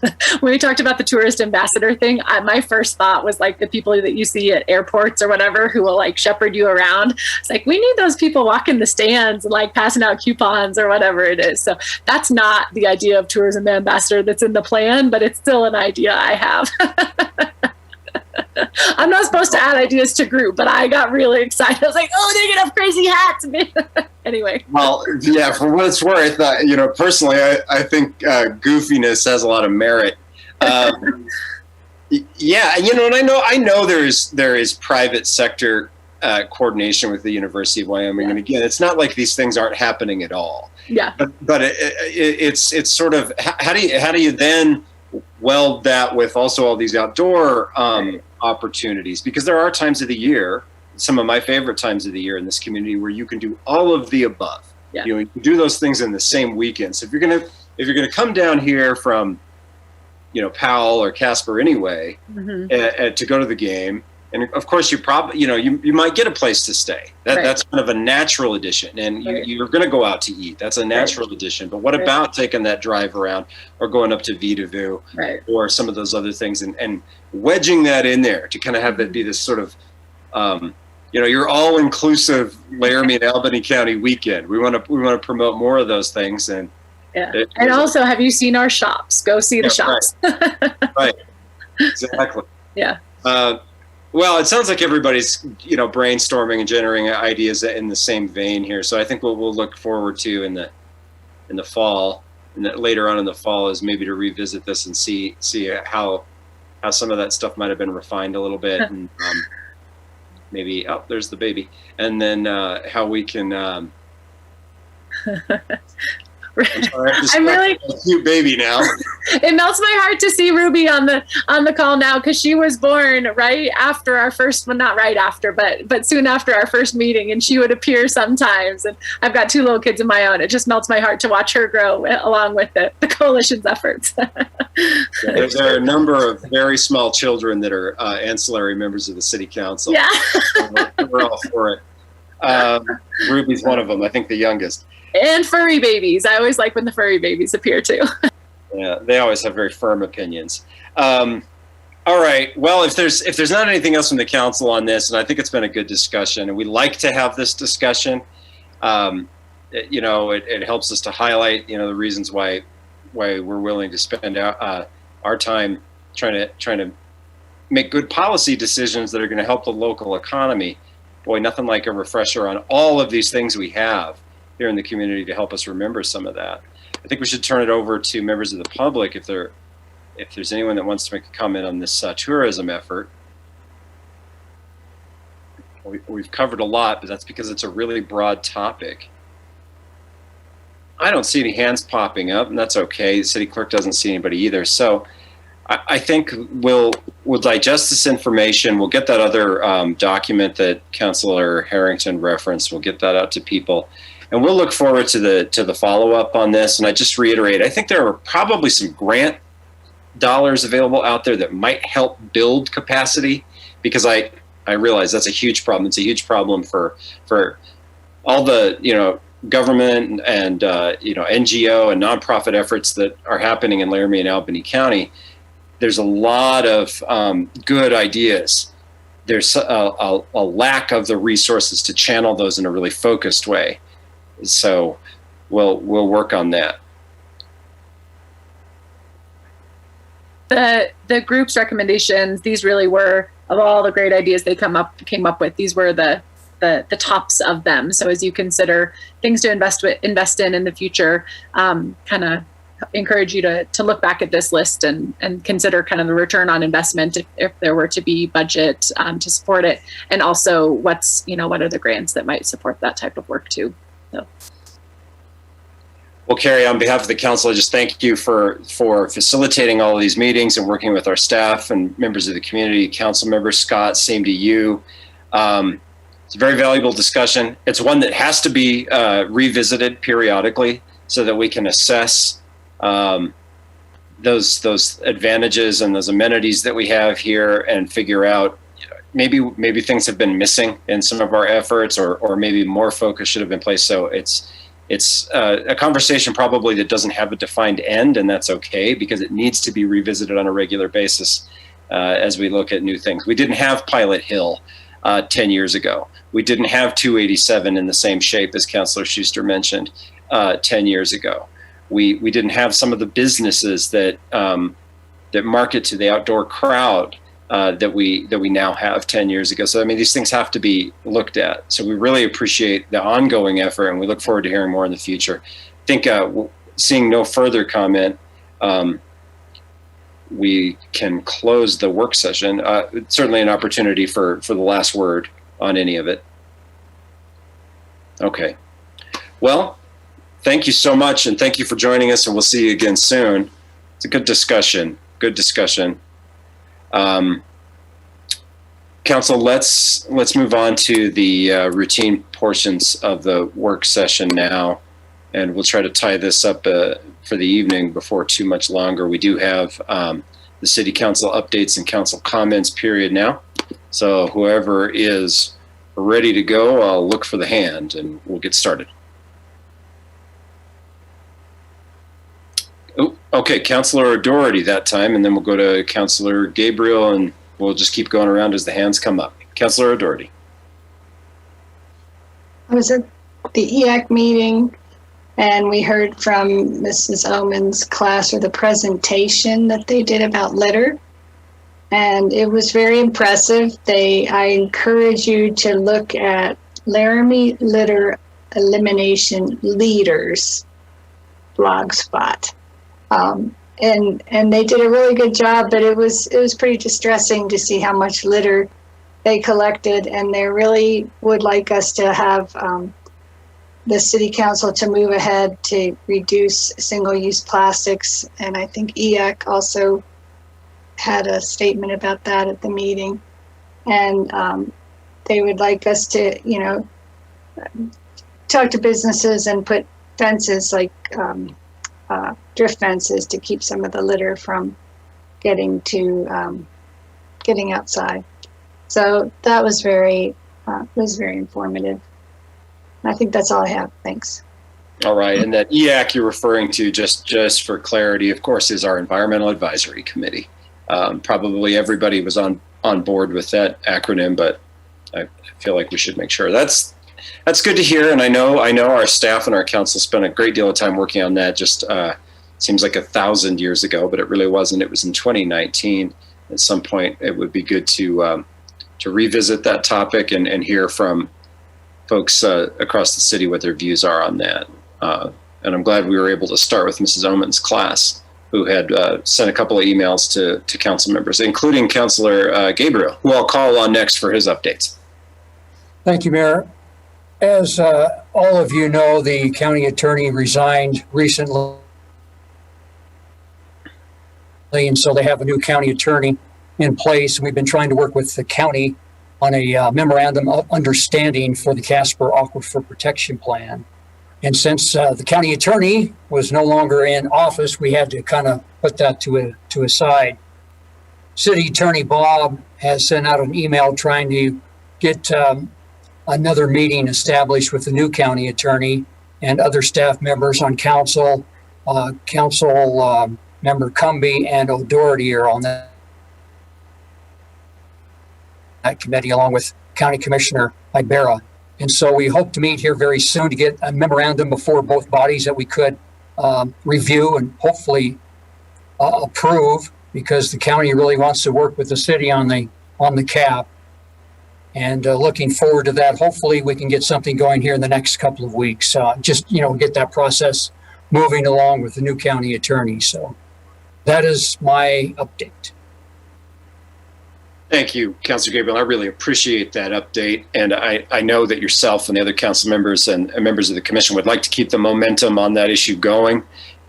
People in these offices come and go, including all of us. And that's just something that happens with elected office. But I think the overall policy preference for the community hasn't changed much. So it'd be good to hear updates about that moving forward and keeping the ball rolling on that important effort, because we know where the community sits at on it.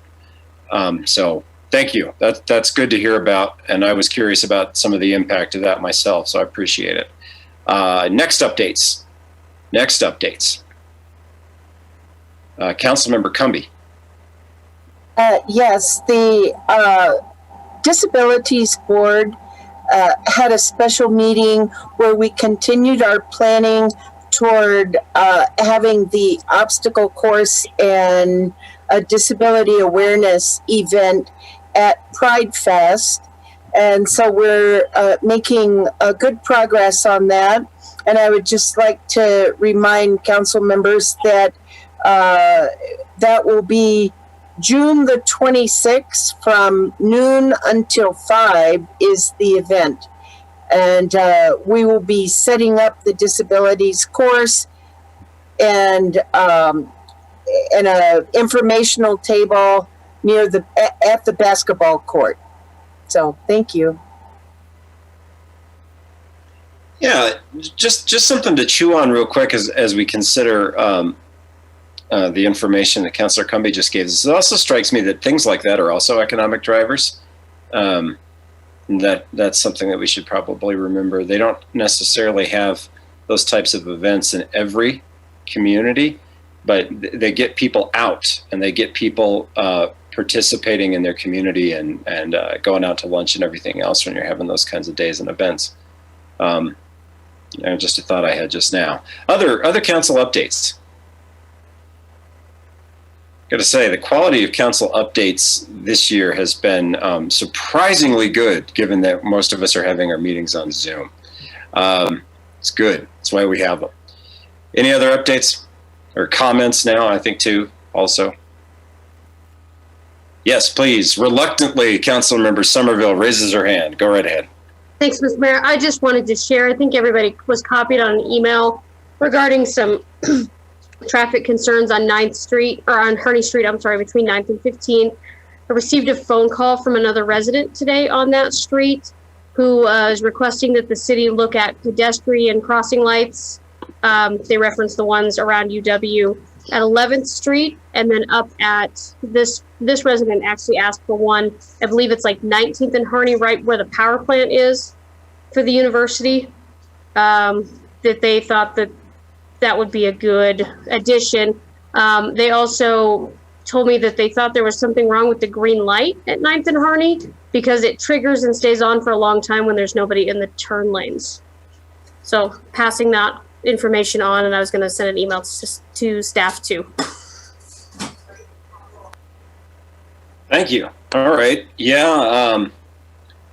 Vice Mayor, I'm going to let the city manager, I think, reply to that. No, she doesn't. She's ready to hear more comments, I think. Okay, go ahead. Go ahead, Vice Mayor. Thank you. No, I think the city manager and I were probably going to say the same thing or close to the same thing. So Janine, if you want to respond, because I've been getting a couple phone calls as well, Councilor Somerville, and the ball is rolling. So Janine can update on what we're doing so far. All right. So we've had the setup. City manager, tell us about it. Council, as the Vice Mayor had indicated, we've talked about this.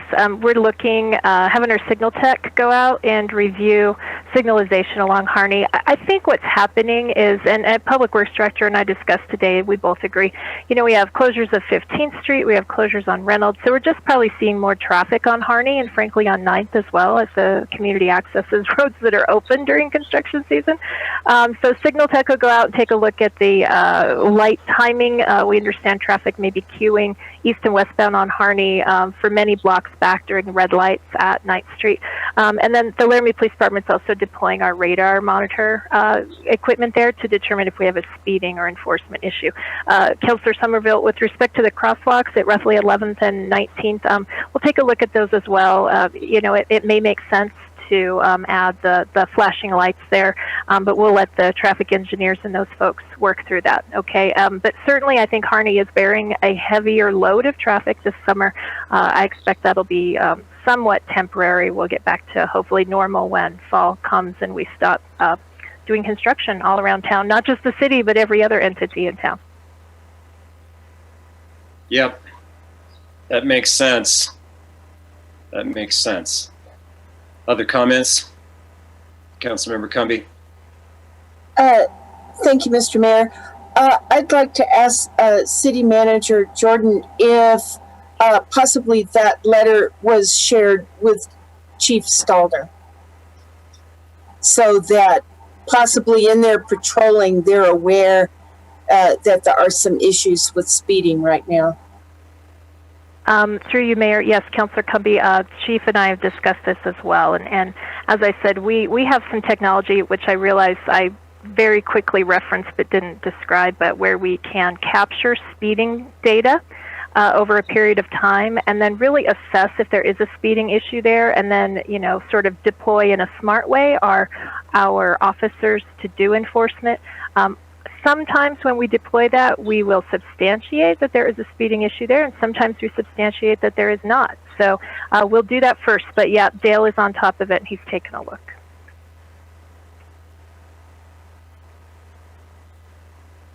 Okay. I just want to speak to this issue of potentially having direct distribution funding altered because we're receiving federal, local government assistance. To me, it just adds to the pile where I'm challenged to believe that the relationship between local governments and the state is one of partnership when we hear things like that. Now, I understand that the state is in a tough place. But of course, that translates to every local government. I have some faith that the majority of our local elected officials that represent us in Cheyenne, if not all of them, understand that that doesn't seem like a great thing to do, to swap dollars for another simply because we're all experiencing challenges. It seems to me that if it's possible, we'd want to encourage an environment where that gave us some opportunities to catch up on infrastructure needs, where we might be concerned in the future about our ability to do that. And frankly, it disturbs me. It disturbs me that we're having to prepare for two things. One, to follow through on the requirements of receiving that funding, which it might be of interest to the council. I just received a package email for this evening and forwarded it to staff that listed a whole bunch of what they need before those dollars can be released, literally right after we had this discussion the first time this evening. But then also have to plan around the fact that these dollars are not really going to assist us in catching up on things like our serious infrastructure concerns, or maybe put some money towards economic development efforts like the expansion of broadband, but really just backfill reductions in state dollars that are going to result from this opportunity. That does not seem like the correct direction for us to have to be planning as a city. Now, it may be the direction that we're headed, but I don't think it's the right one for economic development, which we spend so much time talking about at both the state and local level, to be put in that position where you're never ahead, you're always treading water, and that's not where I think our constituents and the residents of this community want to be. I don't think that was what the intention of those dollars in fact was. And I don't know who we need to tell this to. Like I said, I don't think it's our local representatives, but perhaps we need to have some conversations with them about who we might need to communicate some of these concerns to. That's my comment. Vice Mayor? Yeah, thank you, Mayor. And you are by far more eloquent than I could possibly be. But I would like to add to this really unfortunate situation is we could perhaps be the only state in the union that is faced with this issue based on how things are set up. And that too is unfortunate. So as other communities across the nation get to work on issues, we're going to be lucky to break even. And frankly, that too is very, very upsetting. We need to figure out a way to communicate that concern clearly, and maybe some calls to our folks in WHAM might be a good way to do that. It's not as if we don't have options, but I bet that's a concern across the state for cities and towns.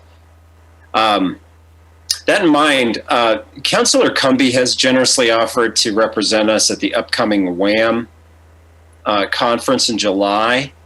I've reached out to a couple of council members. Frankly, a lot of people just aren't able to make that commitment. If you have an interest in that, would you please contact me as soon as possible, because the city clerk also needs to make the rest of the arrangements for the WHAM conference, which is the 14th, 15th, and 16th. City clerk, am I right there? So Wednesday, it's a Wednesday, Thursday, Friday conference. And of course, WHAM is eager to get all of their scheduling in place, and the city clerk wants to help them do that. But we need to know who and if members of our council, other than Councilor Cumby, are going to be able to attend.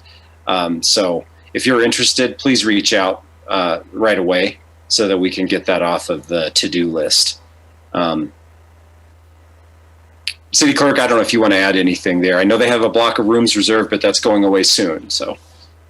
Yeah, Mayor, I just received an email this afternoon from Erla saying that Little America's rooms are filled. There is another hotel that they have reservations at that we may still be able to get a room at. The other thing that I just wanted to make sure that council is aware of, we sent it in an email this week, is that Wyotech will be receiving the Community Hero Award at the Wham banquet on Thursday evening at 7 o'clock. So that's July 15th. So we're, again, very thankful for Councilmember Cumby to go, and I am sure she can represent our interests across the board very well in discussions and helping to recognize Wyotech. But there's room for another person if they'd like to go. So if you're interested, look at your calendar, figure it out, and see if you can. And you can use that opportunity to carry forth our gripe about choices made about federal dollars and state dollars, among many other useful things. Any other housekeeping items here during comments? And looking around, not seeing any. Okay, all right. Well, why don't we take a quick minute to look over the agenda for the meeting on the 15th and see if we have any questions about that.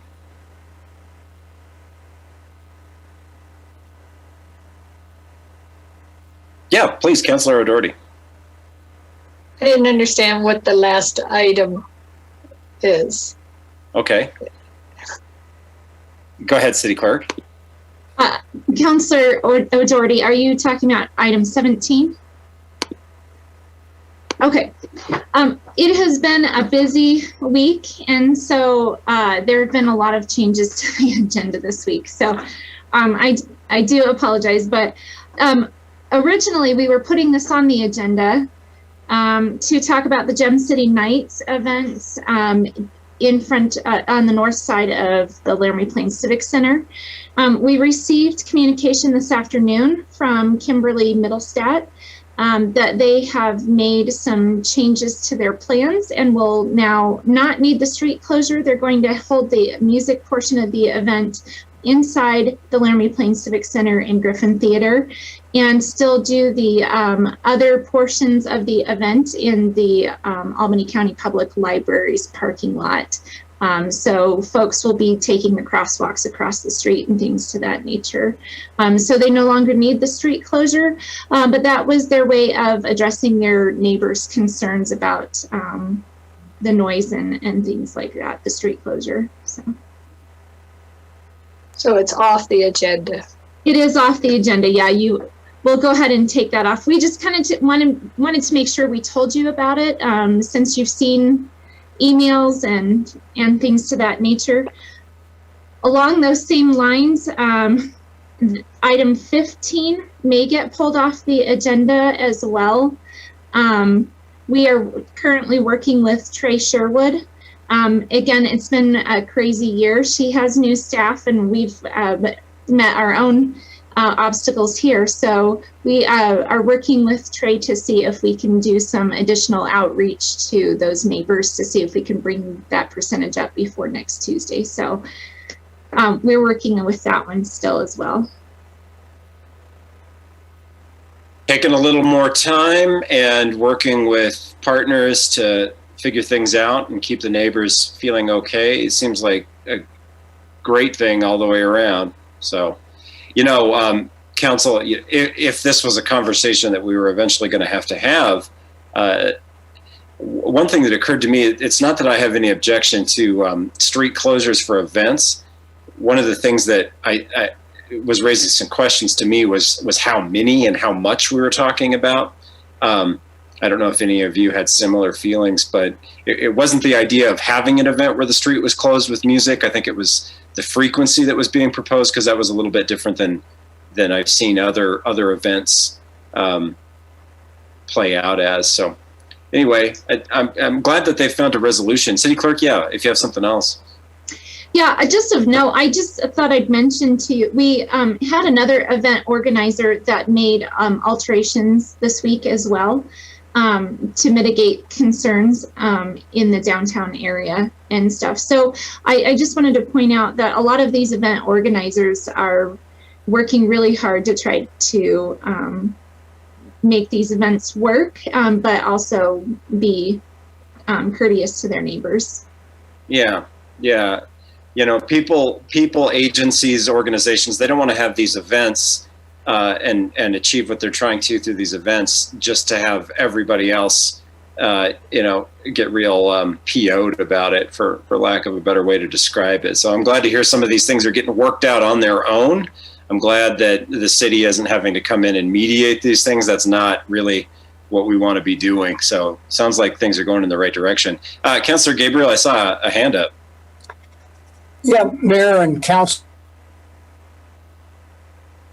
So as all of you saw, we had emails earlier on this proposal for the Civic Center, some concern from residents. And then last week or so, we've had some positive emails as well, looking forward to some outside events. So I'm not sure if we're 50-50 on it or not, but there was some concern, and then there was some support for it. So I'm glad it worked itself out. Same here. I don't want to spend too much time on this, but if you guys will allow, one thing I'd like to say is, they have a pretty good facility there for shows, but I think you could also see why it would be fun to have something outside. I don't know why they didn't maybe have one show outside and then the rest of them inside or something like that. Maybe something could have been worked out, but I think they know what they're doing. Councilmember Harrington? Mr. Mayor, to that point, I just wanted to add one quick clarification.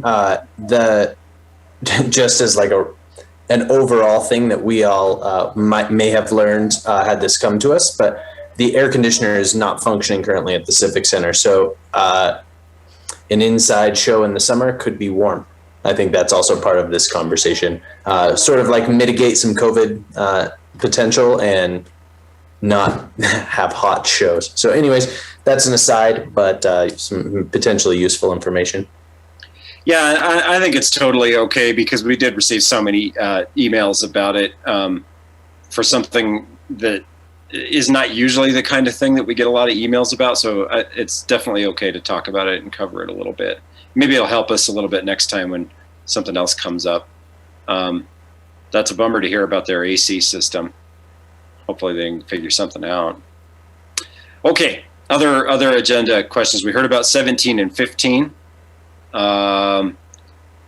We have some public hearing action at the meeting for the restaurant liquor license that we talked about just a little bit before. This is a restaurant liquor license for Night Heron, which of course does a pretty brisk food business in addition to selling coffee and books. So I can anticipate that this is something that they'd like to add to their business offerings.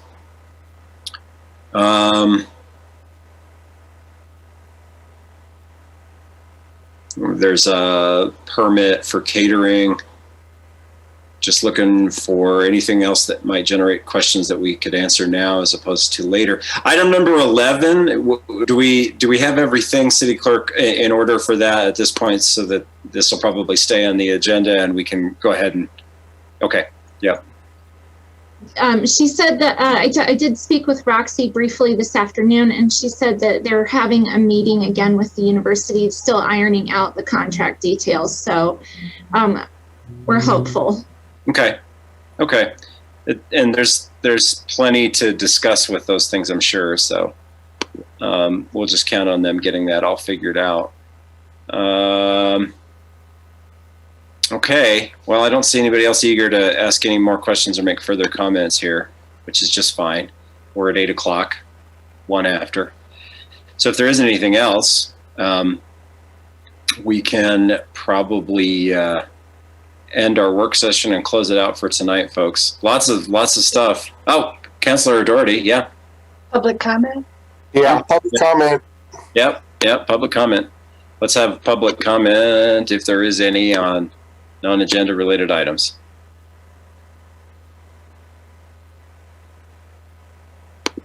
Okay.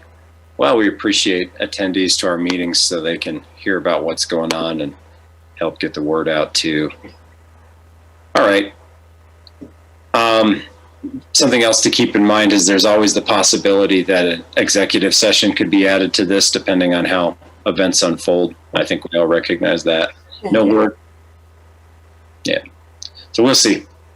All right, everyone. Well, I appreciate your time tonight. Thanks for being here, and have a good rest of your night.